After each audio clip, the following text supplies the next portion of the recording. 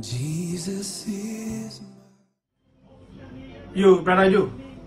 And sorry, I heard I can't want some of churches no. We got to about the tougher and they are buying it you. Yo, but my chair better to phone na every radio like I say. Na me fa kwenye osochia etiefo a mutie better to phone na my chair me nwa Pentecost for my church mu nyina. Na fe my chair me nwa Church of Christ mo so my chair mo ana gidi so my chair mu nyina ana SD asora makom achim wiase eno no. Eno so my chair mu nyina eno ko se be say better to 4 year be wi ate say ye bebe bo yi nwa mo bo awurade Yesu din na kwa mfaso bodi ni ya twedi na si yie ejento kwa ananya temedi ana nimtembu se be ye ni bi hu awurade yie ene tire ye better to 4 year bai se Matthew 5 6 and 7 ni awurade Yesu subai a wodo ba asase so eti be ka ho asem ye ya chiri panyira etu ko YouTuber better to TV ense bebre ho ya ka ho edom ansakre be ka so ahodo asem ni ka tete wone aka nsem bi se mo be mo ye nye e ma Yesu di dembone eti mo sesa adwe no na mo fa Yesu suban wura so na transformation mrama so no ya kansa ansa na ye betia sin so mo e be ka mo asem eti na wutie masema make here part 1 no part 2 sa ya to so tie pese me smaka krebi na me boss me to for na the show se nya tai bi na ya ya tamo eti ko Better Truth TV obeku yen se mo YouTube ana brother do Better Truth eno so ewo Facebook eno so yen se be brede ewo yen ta obia eti na me pese me fa akonya kutu obi so na me cheche no ma bi mu no tias ye ntia me kama sem se no me bo a mo ye infrared no de ntia me che mu no o se Bible ba ye Bible eye event and errors Bible no sa keke eye atrode bi a eda wiase nyina ense bebre ne wom ebi ye adwuma twam ebi so guso ye adwuma ana ebi so kra de o ma wi mo adwuma kra enti sa tiche mu we se ni ba ehuna ebo ma ne nsem no keka frafra na ma contradictions be brede aba Bible no is like chaining and na musa na ntia se ne so soro pe ene de bawo tema Yesu ka kire se mo de wode ma mo se mo hu no soro yi ni mo si ahinta se na mo ntia se na nkae de me fama wo o mehunu mo hunu mo na so mete so mo ye dai o mo ntia se sai na ba mo ncheche mu ne dai etie ene ti Yesu ka kire se be ye bitima hu we mu nti me ko ama me chigirafo aba John chapter 16 ona bebe kame ensima maka kire mu nyina de baba oba kire mu bi mo mate bi pie fami onu Yesu ho ase na ya ne atia se na me free chiri kakra ne ba ma be chiri de ntia me ka se nsori mu nyina no preso no na de party ase yo on say ye wosom ene ye wo asori nko ane som nko asori de etimi bebre na som de se bi eye ba akopɛ ene ka nipa nyina dai ebom so hwe ye nwanum kremofo yi a se bi omosom komsheni Muhammad de ntia me ka so omosom komsheni Muhammad ne se Bible Yesu Kristo ka se ye wutie no wana ne nkwa ye dai ene mo tie nra komsheni be ka kyerɛ wo se nyame bi abeka sa kyerɛ me na kwan ya oseme fa so sum ni enti mo amudi machiri sa kwan wo na manya dai mo mfa so se wa odi me die no kwan na dai fa so 5 pillars se gitum sa sa nyankopon na oso me no e ba akopɛ de to so mienu wo se ya asore emprenum dako enu akiri no wo se wo nyankopon bo na wo nyesika yi zakat mama brofo hu mo brofo mo bo sa ni nyame ne kan ye wo bi e na wo se nyankopon bo na afi nyina to a fa bo so me ba akosi wo na fa kire kom fa ma urade sire nyame empaibo ewo bone sire no ana fa de to so bio a ye enum no eso unya mo ade ya yisika se bi komeka kwasra komshani ni krum na sana ajihye ne tie no mo sachira wadwe de pillars no nyadai enka ho enti obetma ye wenum nyina dan so sachira wadwe nyadai enka ho enti wo ye bibia bi obetma ye dai ayo that is reiteration ewo ho ogun saade wo yi a edan kremofo mu nti na man kremofo sum ye ba akopa asor da bia kremoni bi atimi dai everyone because of some fundamentals we need na so bobo no tete mu bebre ne ntokwa bebre dai ewo mu na so nyame na bobo de ni timi ka bobo mu ye ba ako eti ma Yesu ka se bi ba mu nyina mu ye ba ako di pe nyina so be hu se bela me ye dai mesuma ho so bobo mi di na wo ne unwa nya ba ako na je se ampanye na me ye dai mesuma ho na je se de me bo ano no mu da mu ye dai mu hwetim se na babu na dai e ka kire enti ma memra kire bi ne enkyere ensunsu na ewo mu enti won sa asori ye eye de obi abit matibie and now what the asobo from the sea na ti aso no din to so nipa be dai e be ba na ti say e wa sorry ne mo nya Kristo som so ye nka bo mu ade bi a Matthew 5 6 and 7 and say di mu a e ti bi kin nyina bo mu say Yesu no a okasa na yeti no and now obi ye de opɛ that's why me ye dai ye kan say me say me fa break to obi na me church wo mu chiro na wo ti ase me ba chiri masa ba bi Bible ba ye Bible e da ho no no ma bebre no Bible no ni nyina wo nkyerase ni nyina wo se ne esi ka no e de be bi akwa de ekodu Nyankopon frɛ Israel no person ne Israel for benante no wo de nsem e nyina ma Israel for kwan a wo se Israel for ne fa so nya de entrase eti Nyankopon ye sa de to wiase de ma Israel nko a e be bodo so a Moses call ya kwaje mra nsem no wo de bre Israel for se achiwade we na mempe sai we ne memra we ne ade amani gye ho we ne ade amani nye ho no ono mo tenase ono mo nkwa na ye sa pam o wie na Moses ka kire se Onyankopon a wasoma me amede nsem abrem ebeto brebi obesa ma odifo bi otesa meso aba mu sa odifo so ba monye den muntie no ono so ba ono so de nkranse bi befiri nyame hwa yeden abremo we de eyoman no mo tena we de be yekuo ewiase nyina no no mbetena ti sa obra ne ba yenye den yentie no ne ti se Moses se dika ka bibia yeden ato eti sa obra ne ba wose yeden yentie no na sa kan Hebrew chapter 1 wose Onyankopon atete no ofiri bre hodo no suhudo so na ejanam kasa ye no ene di ekyire de wona mo ba de difo wona Yesu Kristo so na ebe eden ebe kasa akire ekyire ma wo mu se ebiribi nyame ni ejanum ye dai e kasa e ka kire obi ke se Noah ya pa madaka ne kasa shoma nyina se me be sasa se obi ama dai e mewrem sa bre hodo no nyame ni Noah kasa ema ampa asem ne ye dai enyane mamu eti Noah asem ne ntimi meka bio ebi se de okan ne ye dai esie ebiribi nyame ni Yona eso kasa se konenewe ko kan se bi kire won se o man se kire o madwa me dai me se wo sa bre no aso ko kan yo mo se kire wadwe no sa se no so ko si hwa na se wonam bre hodo no sugudo so na ye jarmo ye dai kasa ebre bi wonam abofo so ko ka kire Abraham se me kwakọ se Sodom ene Gomorrah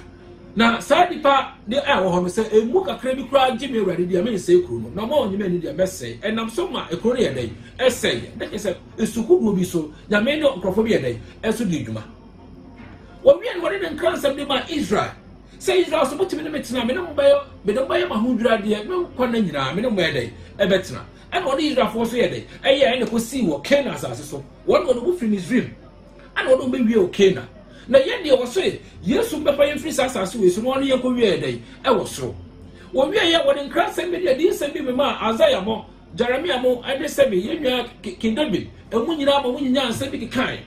na Nyankopon na mbere hodo ene suudo so se nkrofo we di dwuma eno ba hodo bi wo se Israel fo mu kwa Amalek mu kokunkum mo no na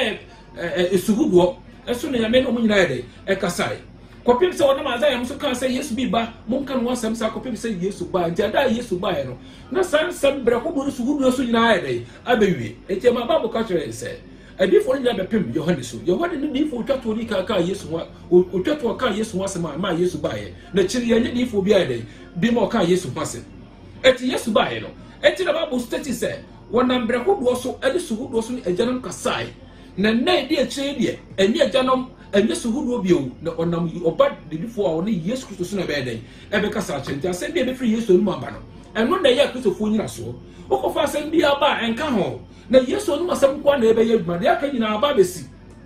e wo ye bi o se de be di dwuma bi a se de be di mo kokum Goliath ye ba bo no nyede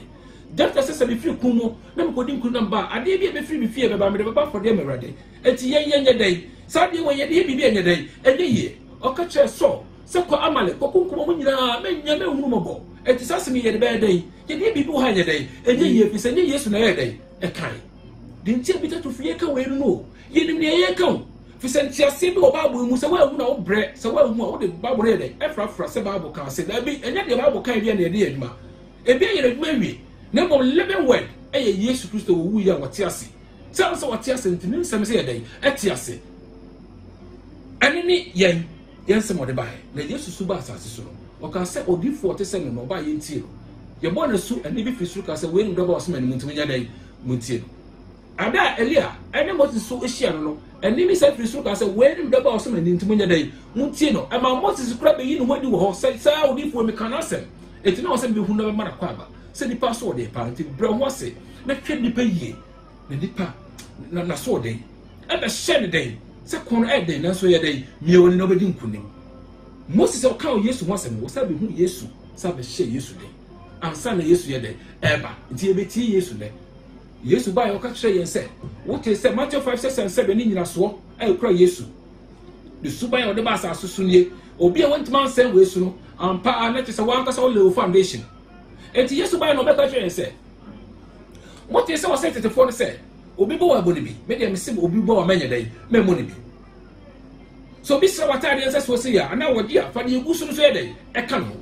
moma anenya anene da bi so nye dai da bi so bi se wade dai ma no first no se ka do wodofo ne town me de me se mo se mo ndo ma townfo me de se ensam ne se century fofo mu enti de da wo da no a aye na dwuma wiere otu a na wode de e be ye dwuma na dai asi wo enti woni nyina so a yesu di ba ye. It is all kind of Matthew chapter 16 verses 18. Was said Peter, Messi Masafo, na Sabado Punya day, and Jim Faso. That is Asafo, Messi or Miameso. What Peter the way of war, na media may have what time, but the Master will be simimeso. Now Sabado Pun Jim Faso just said, Meme woman sorry. Now some sorry, a dear dancer Asafo may not painting, would it be a Benjamin so soon wool, because some are made the other day, everyone. Sakoda Asafo si Peter so aka Peter wuko went man sorry na Yesu de order so tiase ntene same a living word wodi ba wotiase e na ne sam so ye dai atiase wodi ba wotiase e na nkwa wona sem enyina so odi ma yen e wa Kristofo mu nyina ni we Matthew 5 6 and 7 enu na okan ehonhom asem nko asa insha na honhom ahiafo insha na patafo na insha no so oya amo no wota amo na okan samoni tu mu di ho onipa ba nti momo ni nyi da no fi se bakatwa so edai e wo so onipa odi ne krebe class no etwa se di pa so edai eta to wie odu Matthew chapter 7 verse 24 no say transfer makache mu do tie no oyo no be de beto badwuma bi a wo tsi da wo bota so na nso ne ehum tuye na nso amu na se wo tie sansem we Matthew 5 6 and 7 enye de wo honam famu na wo fa adwuma wo ti se wo si obi a wo si ne da wo dai anwamu nso to na ehum tu a say edai edwirigu asem ne nyina nie de ntia ye beka tufo ehum from akra na egu asoro bi ensem a woka no eno no ebubu Church of Christ for nsem nyina eno no jidi kokko ebubu mu nsem eno no asem ne nyina fapem no aye Yesu de ne so enti Yesu Kristo a wote asoro na we founder we leader bebi otie ho no ene headquarters no ene ye ba ya ye nya te se obi te se Ellen G. White one William Miller mo almost the aye founders ema SD ene make asoro na ho asem me wi a meto asonti me wi a pato no peti Ellen G. White ene William Miller and SD the founders so oba Church of Christ I person just say obi am Church of Christ so nya no kre ye wo Abraham Campbell one the Church of Christ so oba Pentecost ye wo Makion what so that be you buy also your founder we leader let us say yes to the other day yes your founder we leader and Church of Christ no others so almost so your founders in the leader and oba ye nwa gidi so a ye wo ye wura Samuel Brako one so ne founder one day leader so me kan wasem to see na man kan ya obehu nipa dudu abede e be sore di machi and until omo founder no mo leader no so ka yesu na founder ne leader afede ayeden and mo see yes am from Christopher we say yesu nyina so ne die e ne o mpe so be bo wanya dai e mo bi obi jusika anya dai e fa no police station some mesisi no mo sisi mu no woni mo mum sense mo besisi no dai mo die be mo mpelenti na asem ye mo tanti mo mpa nya adwuma mo mpe we so na yesu say yem ya no so anya bie na ohuna mane so anya dai we hunahuna o say ne de o mpe de o pe ene sikadie asem ne de o de tia beta to free no den na obi ni wo obitima sore tia sa asemi eti de free preja ni pe be brete na so anya dai omfi do baka je so opesika na so nye sika nti ne ye dai ye wo ha ye wadu obi ni bi wo wiase ena me sika na so je se pie ye wura yin sema ma na dai akọ ansa ne aka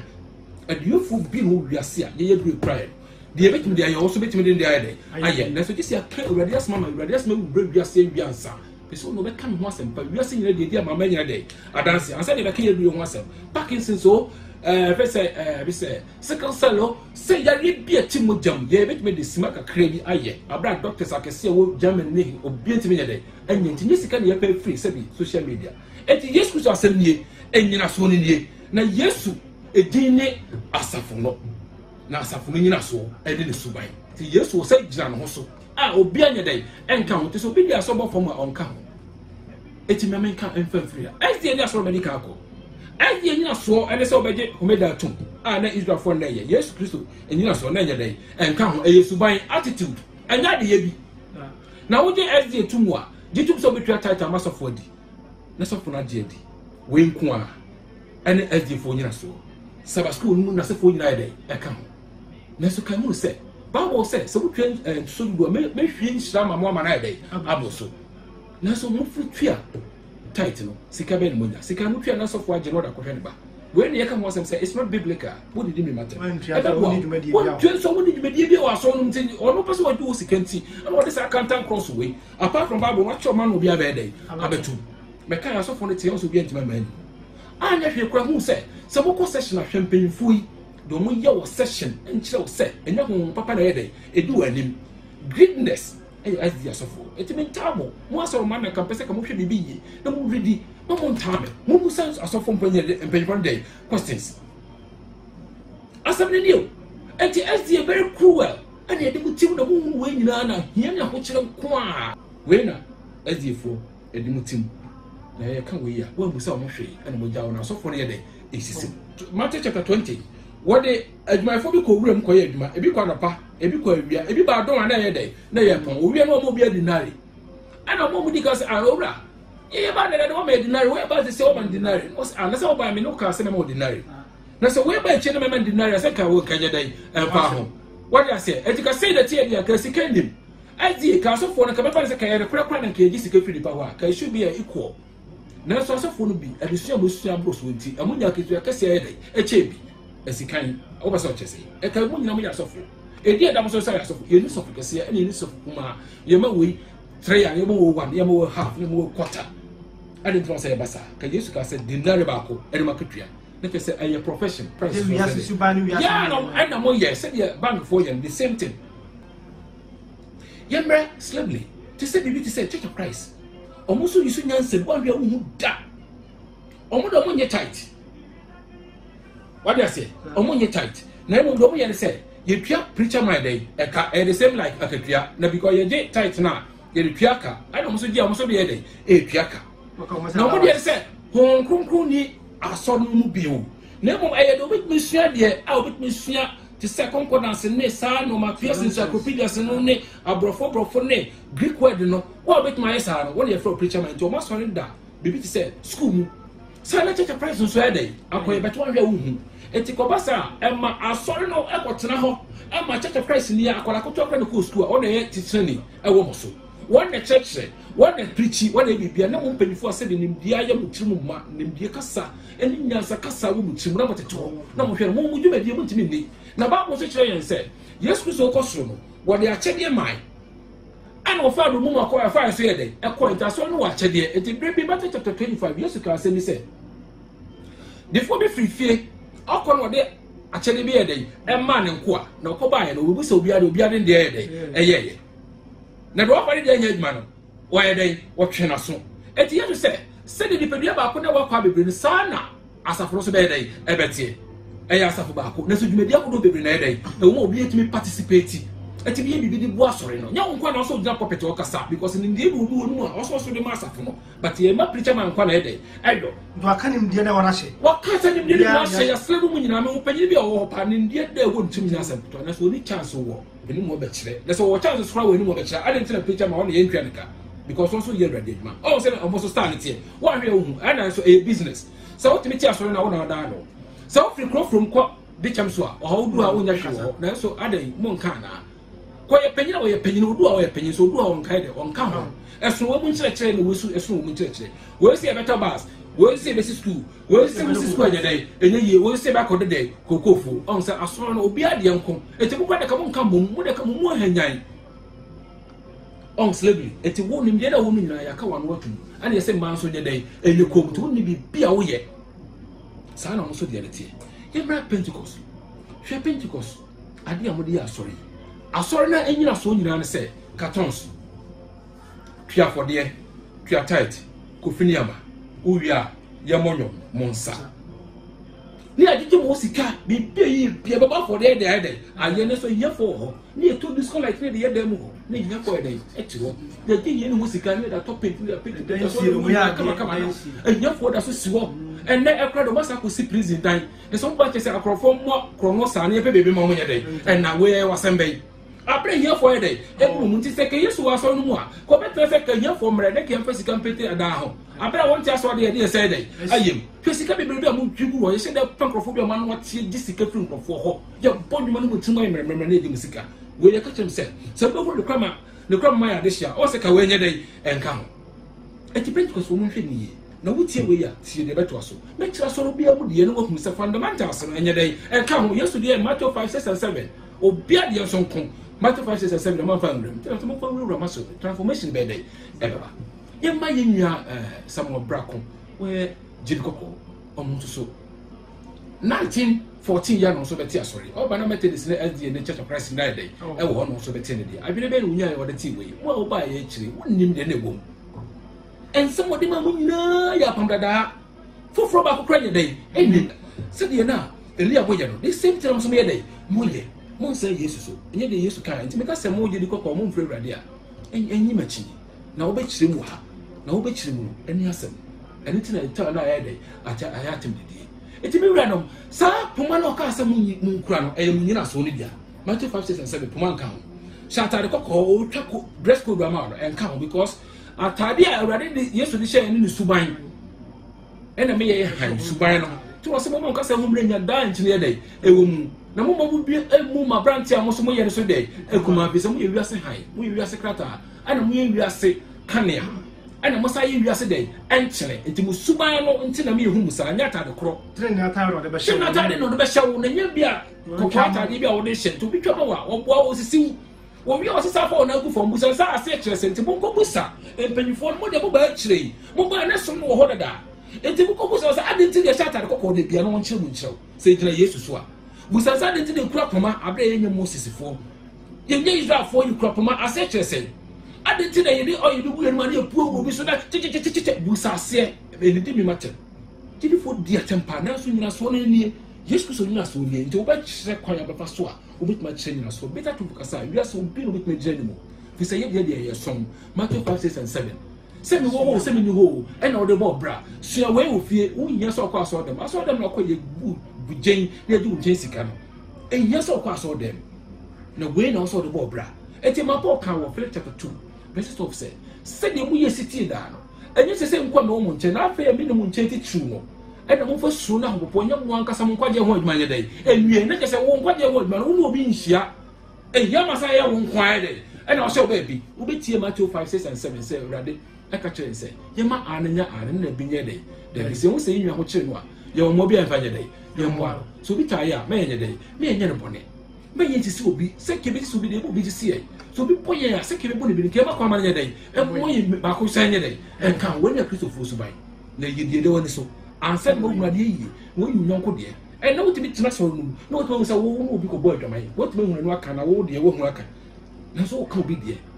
wo say wo yi na ye no bi a enka Kristo som ho eti mi sa mo gidi fo mo ne me nko na me nta mo saa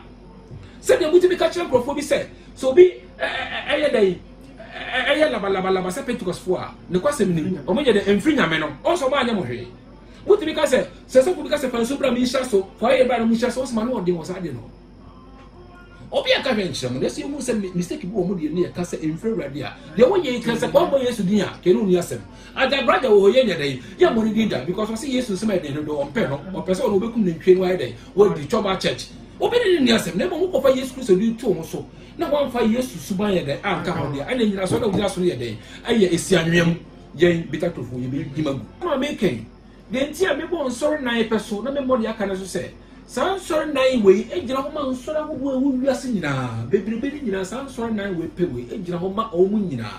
de kwase me se nyina ye human institutions omu nyina akoma asori no chese omu koma founder ento obo do founder dey se sia wan hwe obetime nyasem so kan se boni bi tie the founder obetime why dai akoso but o kan se boni bi tie Yesu ono onya dai enkoso adentia okoma asori ntia onkoma hwan onkoma wura Yesu enti ne de tise obi kan Yesu won se mo na e dai eye ya na so na wo aka nyina no omo ye mfafanto omo tu omo ntimi nya dai enkoso nimdi obetimi da be kire omo nsem wa eni ha won ne so wo ya asori so bi obi sika na tise me ba ne se asori se ewura Duncan Williams mo tise me ba se agena asare mo mi wura tise obi tise Otabe Mensa ene be se transport obe mo sa omo nyina ya afafanto omo ntimi ntu nkodai enkoso pese nimdia ye de kan wo Yesu won nyina so omo ye dai omo ne mo ho hwe This is sorry to say president me mo mudi omo ya fafanto omo tu omo nyedai omo nkoso me nka Methodist assembly maka Roma across day asem me nka to assembly support me nka omo omo nyina dey tight agigi sika free asoroma no na Bible say mo hu no kre ama no kra ma yedai ama ya de hye we say mo twa sika magwe no mo boa no bank ne dey hwe apostles bi ni asofo bi Abraham manda so to bre nti adehye no enie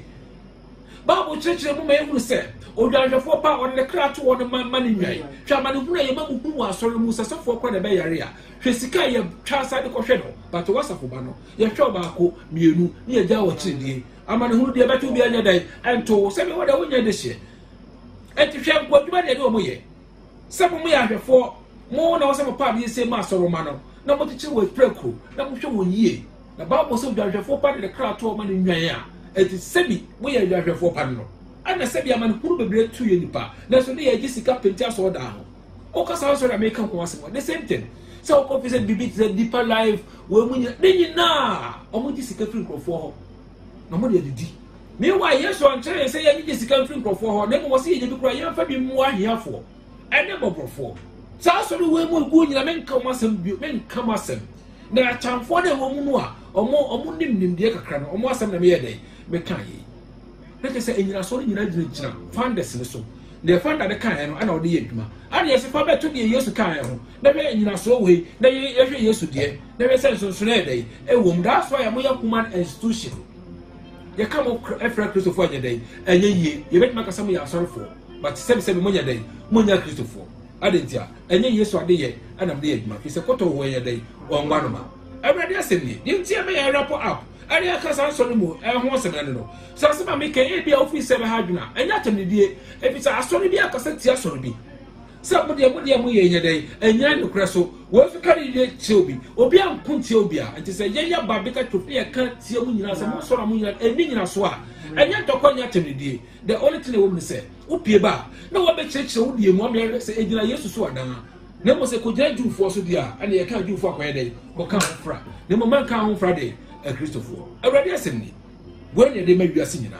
yantamo mo fa Matthew 5:6 and 7 wura mo so transformation be bede e beba mo nye krofo wo sika da de mo won pomo de bede be be hia for fi se honhom no e ho no te na sa honhom mo ba mu a wona mo hu bi bia mu ma wo ti Yesu ase Galatians chapter 4:16 was in the crime community ana ma dey madam atamfo ne you say one of the crime trans it was say we say dey entamo Israel come.